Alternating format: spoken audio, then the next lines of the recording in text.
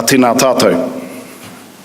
Greetings everyone, my name's Neil Campbell. I'm here to talk to you about the Ara Poutama. If you look up on the screen at my rather kindergarten sort of drawing, that's quite an iconic symbol within the Maori world that references this thing called the Ara Poutama. I'll talk about that in more detail shortly. First, I want to tell you how we got this name. How we got this name was about 16 to 17 years ago, the Crown, and I just want to reinforce that for a second, the Crown, so not Maori, not Neil Campbell, not the iwi up the road, but the Crown said as part of our obligation to normalising and revitalising one of the three official languages of this country 17 years ago, as a commitment to doing that, and successive governments after them have continued in that vein, they said all government departments will take a Maori name. And for the most part, government departments headed off and they literally translated their names into Maori. So an example of that might be the New Zealand Police became Pirihimana o Aotearoa, Police of New Zealand or the New Zealand Police. Justice became Te Manatu o Te Ture, or literally the Ministry of Law or Justice. About 17 years ago, we were very good at consultation and including and involving communities and things we were doing. At that time, we were engaged in a strategy called Let Māori Take the Journey. So that was one of the reasons why we went out and consulted, if you like, with these different groups. Now, I took part in a lot of those conversations, and I can remember some of the groups we went to, we said, if you could call us something, what would you call us? Some people said, why don't you tell us what it is you think you do or that you would like to do as an organisation? If you think 17 years ago was around about the time we first started to sort of move into the area of serious rehabilitation. Prior to that, everything had sort of been about safe, humane containment, sentence compliance, sentence management. There wasn't a huge focus all those years ago on really targeted rehabilitation. I can't remember who coined the phrase, but somebody at that meeting said, well, what we'd like to do is we'd like to reduce the likelihood of people returning to us. And we want to put them on this pathway. And this pathway will lead them to this place that we call offence-free living. If you think about it at the time, that was really blue skies thinking by this person. And somebody else in the room said, well, that would appear to us that you're talking about the Ara Poutama. And the Ara Poutama being a pathway to excellence or a pathway of excellence. So if you think about it as an organisation, we're actually the only department that doesn't have a transliteration of our name. Our name in Maori literally means a pathway of excellence. That's quite a big thing to have to live up to, right? What I'm going to explain to you now is the narrative of the Ara Poutama and how it relates to the work that each and every one of us in this room does. I'm not going to make it too esoteric, okay? I'm going to keep it sort of earthbound, but giving it due respect. So that iconic pattern of the Ara Poutama looks like these steps that ascend upwards, right? And they are mirror reflections of each other. And that will become apparent soon. When I was a kid, we used to refer to that pattern because you see it a lot in marae and meeting houses and all the rest of it within the Maori world. We used to refer to that pattern as the stairway to heaven. I think mainly because at that time the number one hit on the radio was Led Zeppelin's Stairway to Heaven, and the mark of any good Maori youngster playing the guitar was that you could play the riff from Stairway to Heaven. So that's what we used to call it, the Stairway to Heaven. But it's that iconic pattern of these steps that reflect each other. In order to talk about this, I need to take you a little bit back in time to this place called Te Korekore. Te Korekore in the Maori world is quite interesting in that it can have two sort of meanings. On the one hand, it can mean the absolute nothingness, or what astrophysicists might call the void, just this nothingness. On the other hand, that word can also mean the absolute potential for everything. So if you think of it in this way, if those screens there were empty, some of you that might be cup half empty people might say, gee, there's nothing on that screen.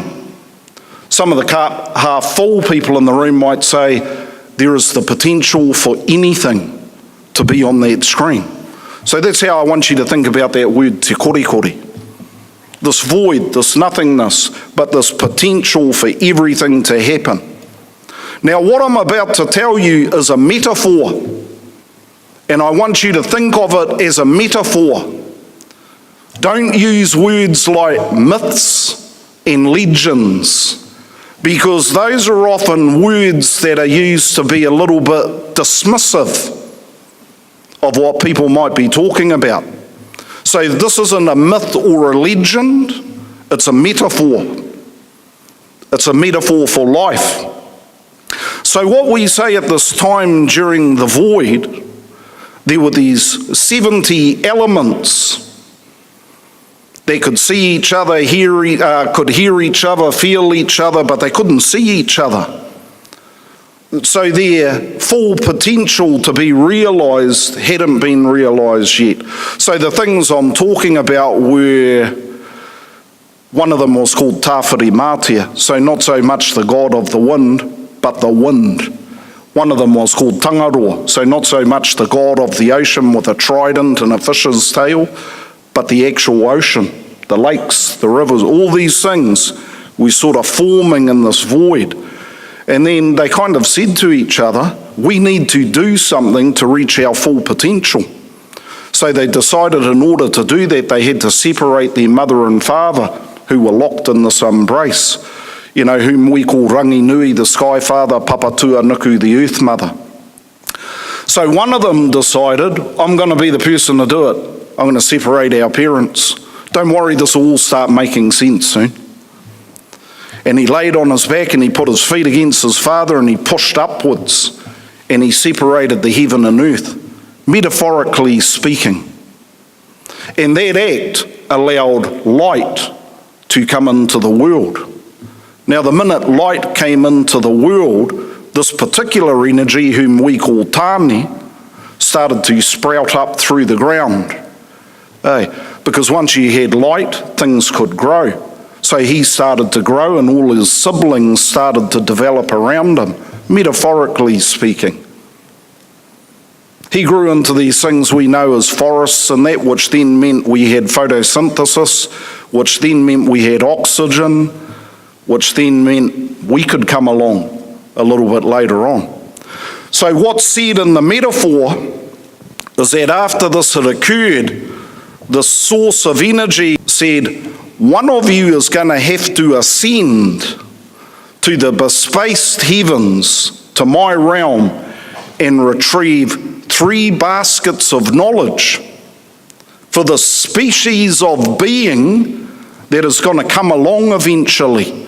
And if they don't have this knowledge, they have the potential to destroy everything we've created. So Tāne says, well, I separated our mother and our father, so I'm going to be the one to ascend and go get this knowledge and bring it back down. Now, some people think that that ascension just happened like that. It didn't actually. See, the first thing that had to occur was Tāne first had to negotiate this first pathway. this pathway called Ara Tika. Now, Ara Tika literally means the correcting pathway. You know, if we took a literal translation of our name would have been Te Tari o Te Whakatikatika, the Department of or the Office of Corrections or Correcting. That would have been our name, but we didn't. We took the name Ara Poutama. So the first of these pathways Tāne had to negotiate was this place called the Ara Tika. And at the Ara Tika, Tāne was given a set of instructions on how to ascend, the coordinates that he would need to pay careful attention to, some rules and regulations about the ascent that would ensure his success. He had to be given a set of values, or what we might call a tikanga, to adhere to in order to be successful. And all of that occurred in this place called the Ara Tika. You know, I'm an ex-soldier, so that would be an area we used to call the FUP, the form-up point, where we go, we get all our final instructions before we head towards the objective. So it was for Tāne. He had to spend time on this pathway, fully understanding what was required of him. You know, on this side of the Ara Poutama, there's this group of people, I'm going to use the word people in our care. Language is powerful, you know, and I know what legislation says. I know in legislation they're called prisoners, and I know they're called offenders. And by all means, if you're writing official reports and all the rest of it, use those words. But you know, when we're talking to them and other people, try using other words. I'll tell you why. Some of those labels stick. So when do people stop being ex-prisoners and offenders and become people again? Do we believe people can be rehabilitated and reintegrated? You know, not in a naive, gullible way, but our research says 24 months is usually the jaraba that gives us an indication that if they make it past there, the likelihood of them reoffending drops by half. So you're going to hear me use a word, people in our care, throughout this, okay? So on this side of the Ara Poutama, as it relates to our work, the people in our care also have to transition through this place we call the Ara Tika. So if you think about that, and I want to get a little bit interactive here, what would that place, the Ara Tika, look like for people in our care? What would we call that space? What would that look like? Yeah, nice. So pre-sentence reporting and all of that within the community corrections space. Somebody else wanted to say something? Induction, yeah. So when we're doing all our initial assessments and all the rest of it, case management is a good example of that, when we're doing it right. Hey, we're setting the coordinates, we're setting them on a path, we're giving them the instructions, we're giving them a bit of foresight as to what's coming, just like it happened for Tāne. Exactly the same. If you look on the other side, the reflected practice side of that Ara Poutama, you got these people we call staff. So what do you think it would look like for us on that side of the Ara Poutama when we're engaged in the Ara Tika? Okay, so we ourselves have to do this period, right, of understanding what's expected of us as people that work within this organisation. True? True? So how we achieve that nowadays is every single new person that comes into this organisation, their first stop is the National Learning Centre, where all of that foundational information is given to them over the course of that first week. Foundational stuff, not detailed stuff. Things like, what is the culture of the organisation? What is our narrative? What are our values? What do those look like in practice? What's it like to work with people of a compromised identity? What are some things I can expect in the job operationally? Just like the people in our care, just like Tāne, they have to transition through this area where they get all that foundational knowledge so they know where they're going. Does anybody know the name of that national program that we run at the National Learning Centre by chance? It's called Ara Tika. We place them on the Ara Tika from the minute they arrive with us. Once Tāne had successfully transitioned through that part of the Ara Poutama, he got to this area called Ara Tauwhaiti. Tauwhaiti literally means tenuous. So he got to this place called the tenuous pathway. And I'll tell you why it was tenuous. He almost gave up. It started to get too hard. It was very steep. It had huge drop-offs on either side of it. And Tāne thought to himself, I don't know if I can do this. This is a lot harder than I thought it would be. I think I'll give up. You know, if you think about it in the work that we do with the people in our care, this part of the pathway is what we refer to as the rehabilitative phase of their journey. And can I tell you, without teaching you to suck eggs, it's tenuous. I like to think, imagine if we took everybody in this room, placed us into groups of 12 to 15, put each other into different rooms in those groups and said, now we want you to talk for 2 hours about all your inadequacies. We're going to shine a big spotlight on all those dumb decisions you've ever made in your life, and we're even going to get you to start digging up some things you've tried to keep suppressed for many years. How easy do you think that would be for us? I would find it pretty tenuous. I'd find it pretty difficult. Well, it is for them as well, you know, and sometimes we forget that. And they will deliberately do some things to try and extract themselves from that part of the pathway because it is too tenuous.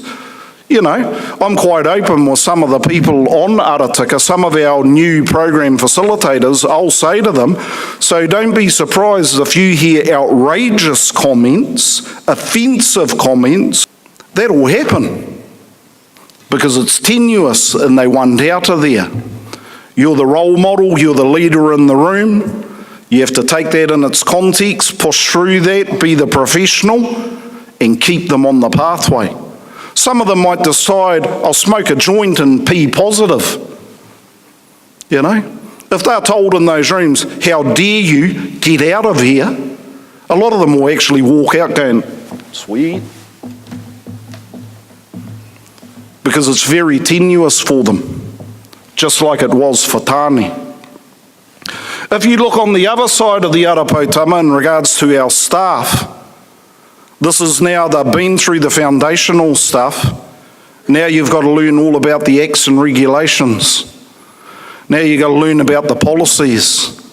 Now you've got to learn about the systems and processes, either on your CODP or your POC or your facilitator pathway, and it starts getting a whole lot more detailed. And I have staff saying to me in that part of their journey, no one told me I had to know all this stuff.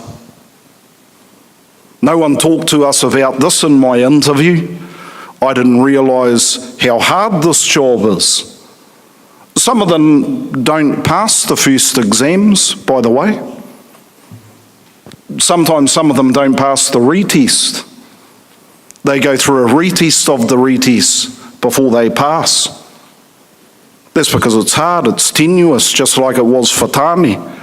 But unless you show perseverance and indomitable spirit like he did, you won't ascend any higher, you won't get any further. This is the metaphor in the story. It'll get harder before it gets easier. All things worth succeeding in are difficult. None of it will just fall in your lap.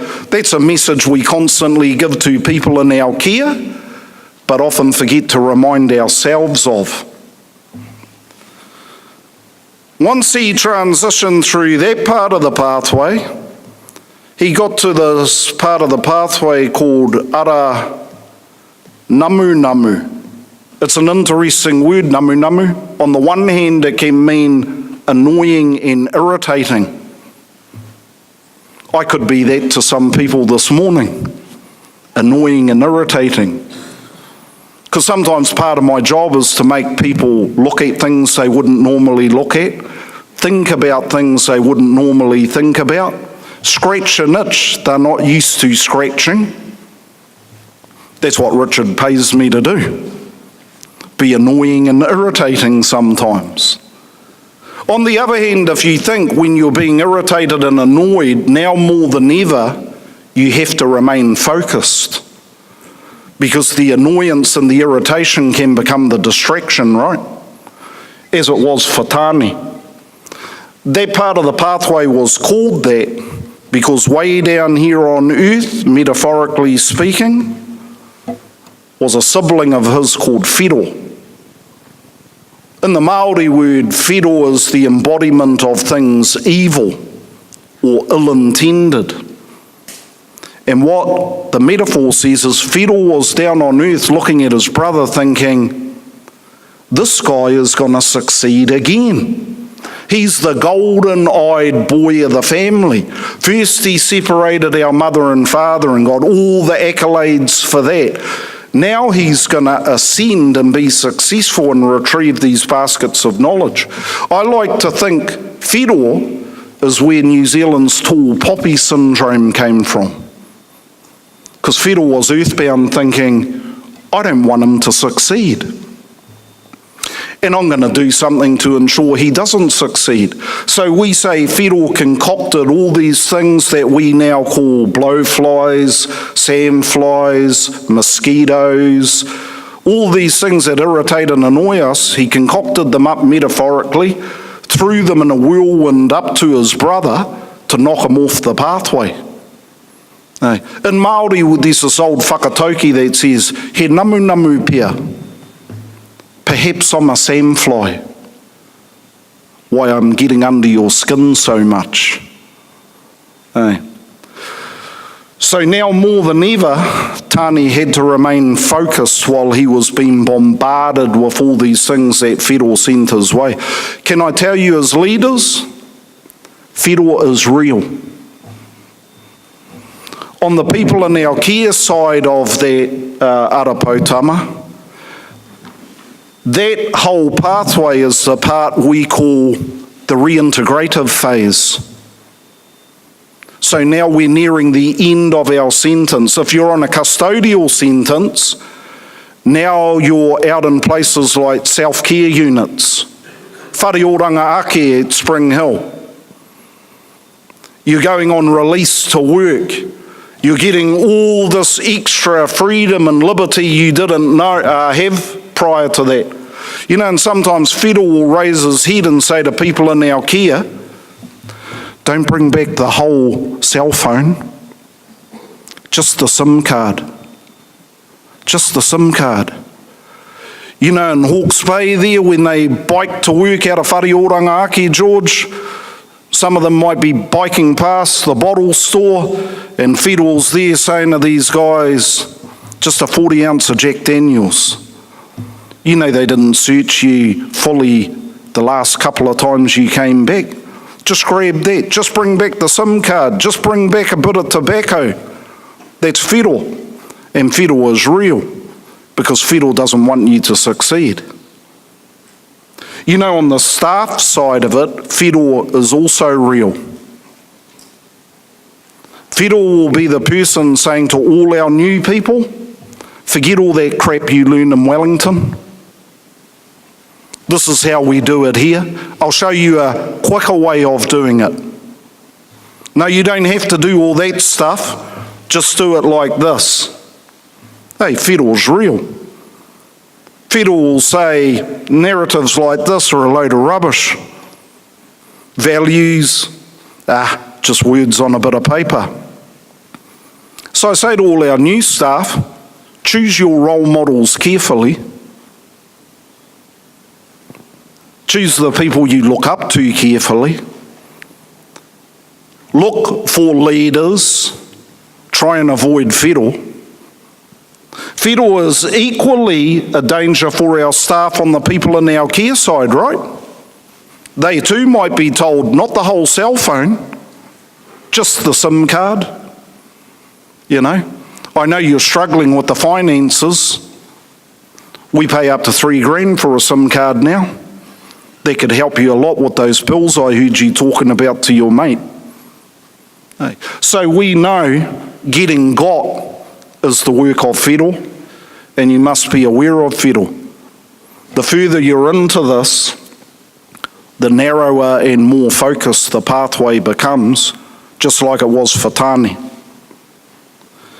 When Tāne finally negotiated all of those pathways and reached the Ara Poutama, probably like many people in this room, he thought, objective achieved. I've reached my destination.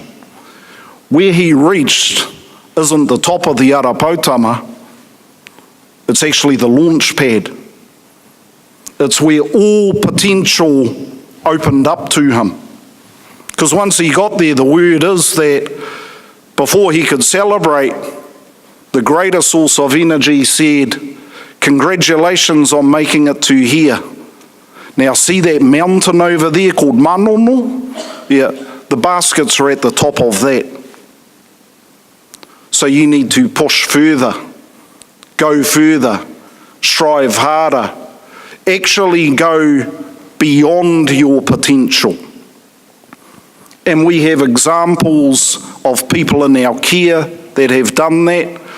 We spent some time last week. Some of you at Waikeria will remember Rawiri Kārina Waratini, now Dr. Rawiri Kārina Waratini, a PhD in trauma-informed practice, who talks at length about going through our system, getting a master's degree after he saw a brilliant play by a woman called Miranda Harcourt, and the name of the play was Verbatim, which completely changed the way he looked at his offending.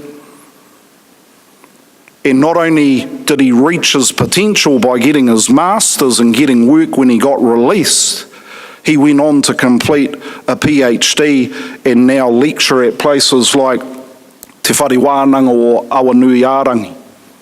You know, just one example, and I could name many more. Likewise with a lot of our staff that have gone beyond their potential and done amazing things. In closing, what I'd say to you is, Tāne could have done none of these things without these foundational values that are very generic across the Maori world. If you look at the first of those values being whānau, Tāne never could have done this without building strong, positive, supportive relationships with his siblings. Maybe except for Whiro. He didn't quite get there with Whiro. But he had to build these strong, positive relationships in order for them to assist him to ascend. Once he did that, the wairua of his task became apparent. In that, all of the siblings became unified and focused through that relationship to propel him up the Ara Poutama. Hence, as an organisation, we say wairua is defined by the fact that we are unified and focused in our efforts. You see, sometimes when we talk about spirituality, for whatever reasons, you know, we're all individuals. For some people, people relate spirituality to religion. Religion isn't a thing they practice or particularly like in their everyday lives, and we can get that. But when you talk about being unified and focused in your efforts, That truly does define wairua. So he unified and focused his siblings. In that way, they could practice the value of kaitiaki. They could take responsibility for their parts in assisting him, and they could be responsive to his needs that ensured success. And those are the attributes of any guardian or steward. I am responsive and I take responsibility, not only for the environment, but for the people within those environments. In this way, Tāne could practice the attributes of rangatira. Interesting word, rangatira, eh? From two words, ranga, meaning to weave together, tira, meaning a forward-moving group. Those that weave together forward-moving people. That's a rangatira. A rangatira, because it sounds different, is actually quite different to a manager. I pick up on Terry's point earlier. And there's a difference to being a leader than being a manager. I heard Terry say quite clearly, we're looking for more leaders, not necessarily more managers. That's that value of rangatira. We demonstrate leadership and we are accountable. That's how we define that value. The last but not least of the values, this value of manaki. See, through practicing these things, the way Tāne did it, everybody felt like they were cared for and respected in the process. No one was left out of it. Again, I think of Des Repe, and when he would often say to us, you know, not one of us here can do the job better than all of us put together.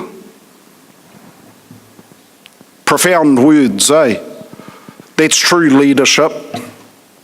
The ability to guide from the side, not sage from the stage. And bring people with you. Or as Terry put it, to create more leaders. That's the objective, that's the measure of success. So through this whole process, people felt like they'd been cared for and respected in the process, and the outcome was a successful one. You know, I really want you to think about this. No other organisation in the public sector has a narrative that relates directly to its name and the work that we do. And that's not to be scoffed at. And none of that is coincidental.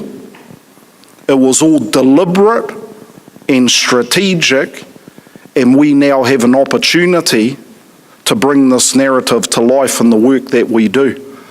And we need sound leaders that will drive that narrative forward, bring the values off the page and into the practice, bring the values out of here and into here, so that you believe it. Because if you don't believe it, we're not going to do it. Can I tell you, there are 3 steps to this whole process. You're going through the first of them now. Whakaoho. You're being awakened to the narrative. You now have an awareness of it. Within your own mind, what those values look, feel, taste, touch like in a way that defines you as leaders. That second phase is the implementation. There's a third phase that people in organisations often don't do. They don't embed them. There is a way in which you embed, and as an indicator, the embedding at Mount Eden's management unit took 3 months to embed. And they, the teams, the people, became the leaders of that. Those teams have to tell us how those values apply and manifest themselves in those environments. None of us can tell you what that will look like in your environment because we don't work there. And we don't know better. You know better. There is a strategy of how we are going to employ that across 9,500 people. iLead is going to play an incredibly integral role in that. I'm going to leave it at that. I'll leave you there. Nō reira, rauranga tira mā huri no i te whare nei. Ngā mihi nunui, ngā mihi māhana ki a koutou katoa. Nō reira, tēnā tātou, tēnā tātou, tēnā tātou katoa.